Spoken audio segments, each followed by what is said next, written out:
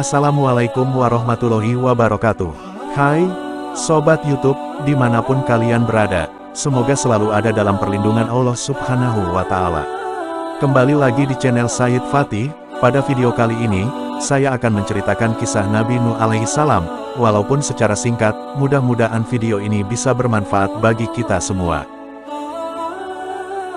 Kisah Nabi Hud alaihissalam, mukjizat Nabi Hud, sejarah dan perjalanan dakwah. Beriman kepada Nabi dan Rasul merupakan rukun iman keempat bagi umat Muslim. Sehingga sangat dianjurkan bagi kita untuk tidak hanya sekadar mengetahui 25 Nabi dan Rasul, tapi wajib pula mengetahui sejarah dan mengimaninya. Banyak sekali hikmah, pelajaran, dan tauladan yang kita dapatkan dengan mempelajari kisah-kisah para Nabi dan Rasul. Iman kepada Nabi dan Rasul dapat menumbuhkan rasa beriman kepada Allah Ta'ala melalui alam semesta, karena meyakini dan mempercayai berbagai kejadian luar biasa yang terjadi di zaman Nabi dan Rasul terdahulu. Selain itu dapat pula menumbuhkan semangat dalam beribadah karena kita memahami akhir kehidupan orang-orang zalim yang ingkar kepada Allah Ta'ala ketika di zaman Nabi. Dalam Islam terdapat 25 Nabi dan Rasul yang wajib untuk dipercaya dan diimani, yaitu mulai dari Nabi Adam alaihissalam, hingga yang terakhir adalah Nabi Muhammad Shallallahu alaihi wasallam. Untuk pembahasan kali ini khusus mengulas secara dalam mengenai Nabi Hud alaihissalam. Nabi Hud alaihissalam merupakan salah satu dari 25 Nabi utusan Allah Ta'ala yang menerima wahyu untuk dirinya sendiri. Nabi Hud alaihissalam, yang merupakan Nabi keempat ini berasal dari bangsa Arab, tepatnya suku Ad. Diriwayatkan dari Abu Dzar, Nabi-Nabi lain yang berasal dari bangsa Arab selain Nabi Hud alaihissalam adalah Nabi Saleh alaihissalam, Nabi Syuaib alaihissalam, dan Nabi Muhammad Shallallahu alaihi wasallam.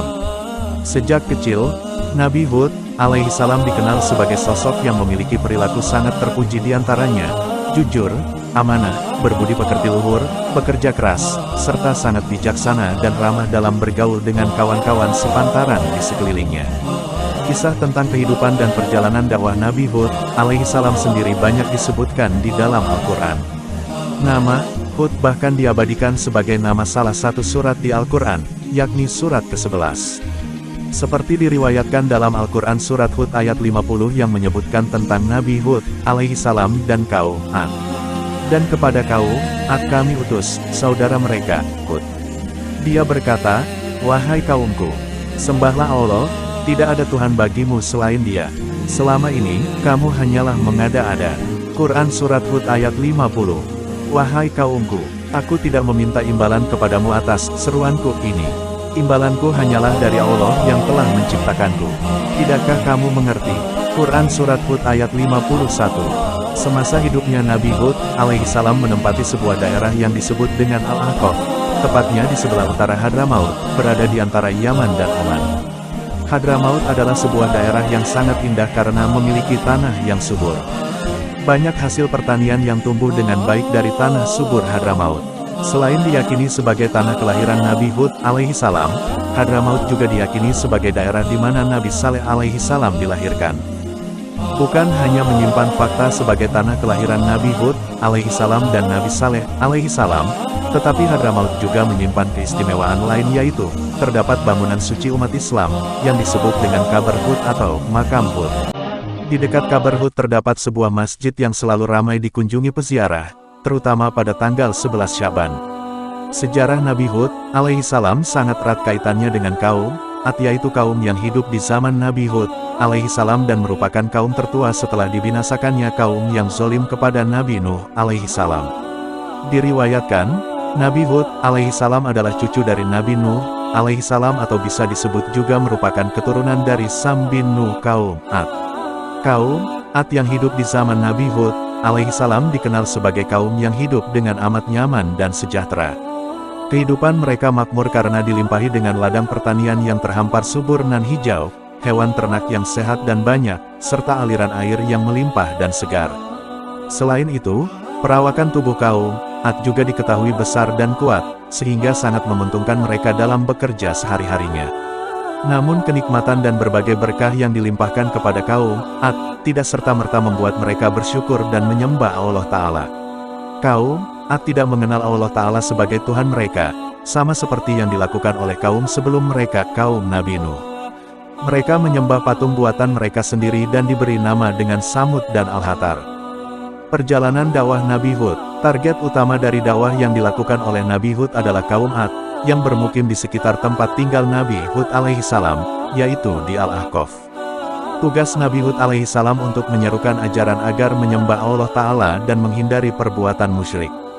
Kaum Ad dikenal menyembah patung berhala yang mereka buat sendiri. Seperti ditunjukkan dalam Al-Quran Surat Hud ayat 52.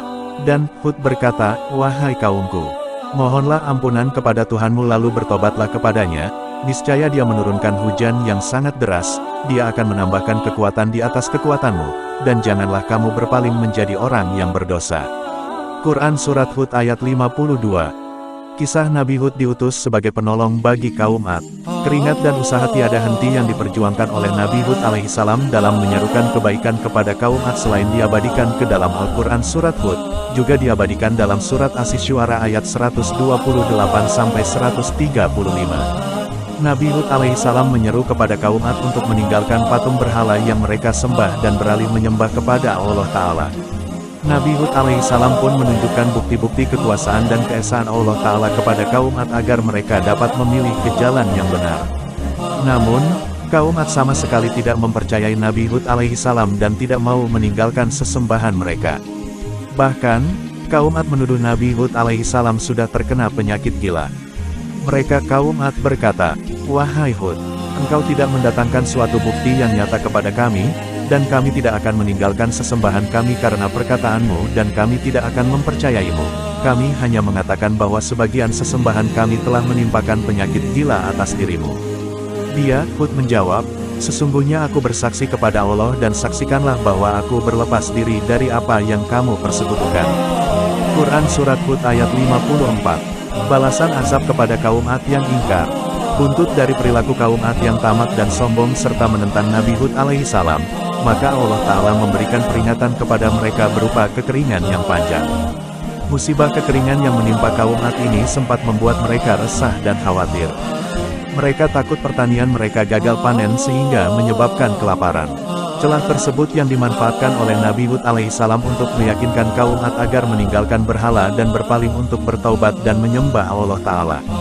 Namun perkataan Nabi Hud alaihissalam benar-benar tidak dihiraukan sama sekali oleh mereka. Sesuai yang tertuang dalam Al-Quran Surat Al-A'raf ayat 70.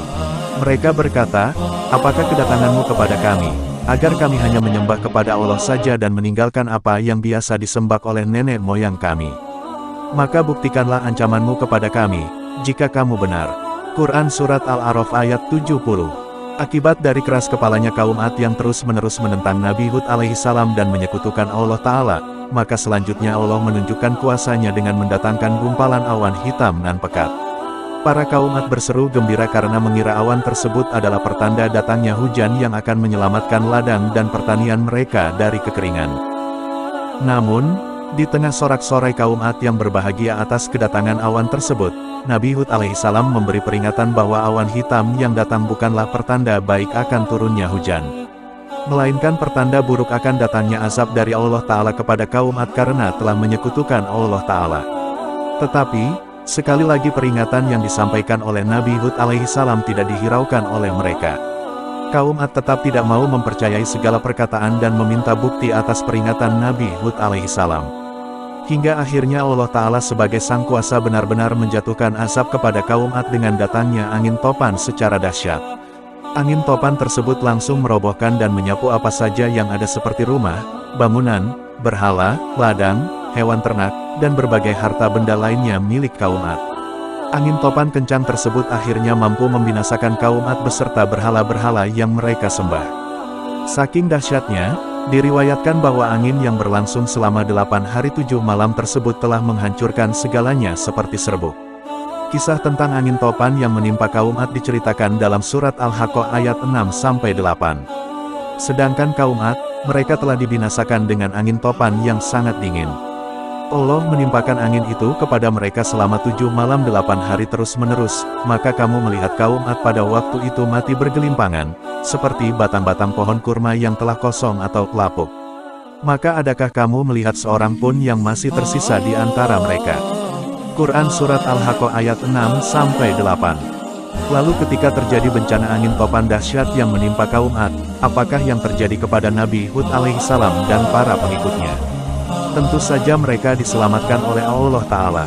Nabi Hud alaihissalam dan para pengikutnya tetap berdiam di rumah tanpa merasakan sedikitpun bahaya dari angin topan tersebut. Setelah kejadian yang menimpa kaum Ad, akhirnya Nabi Hud alaihissalam dan para pengikutnya berpindah ke daerah Hadramaut untuk menetap di sana hingga beliau menghembuskan nafas terakhirnya. 3 mukjizat yang dimiliki oleh Nabi Hud alaihissalam.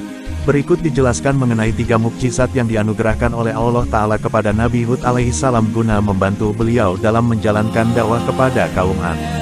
1. Atas seizin Allah Ta'ala, Nabi Hud alaihissalam mampu menurunkan hujan di mana kala itu kaum Ad sedang dilanda musibah kekeringan hebat hingga membuat ladang, pertanian, dan hewan ternak mati karena tidak ada sumber air. 2. Nabi Hud alaihissalam dikarunia oleh Allah Ta'ala umur yang panjang yaitu hingga mencapai 130 tahun. 3. Nabi Hud alaihissalam dan para pengikutnya dapat selamat dari bencana angin topan dahsyat. Nah, demikianlah kisah Nabi Hud alaihissalam yang penuh makna. Semoga kita semua dapat mengambil pelajaran atas apa yang dialami oleh Nabi Hud alaihissalam. Wabillahi taufik wal hidayah. Wassalamualaikum warahmatullahi wabarakatuh.